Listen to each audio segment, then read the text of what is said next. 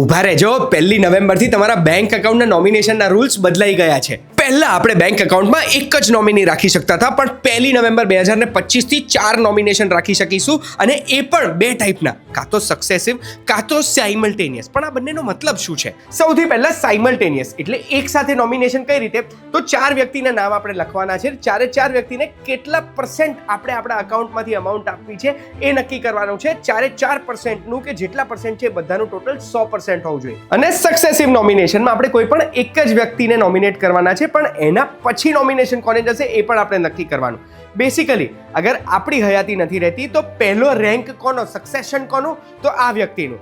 એના પછી જો એમની હયાતી નથી રહેતી, જ્યારે નોમિનેશનનો સમય આવ્યો તો પછી એના પછી રેન્ક નંબર 2 કોનો? તો યેલો પેનનો. એટલે કાં તો આ પેન, અને અગર આની હયાતી નથી તો આ pen. Basically nomination problem solved. કોઈ પણ બેંક ડિપોઝિટમાં આપણે નક્કી કરવાનું છે કે સાયમલ્ટેનિયસ નોમિનેશન કરવું છે કે સક્સેસિવ નોમિનેશન કરવું છે. પણ જો બેંક એકાઉન્ટ લોકર છે તો એમાં સક્સેસિવ નોમિનેશન જ કરી શકીશું.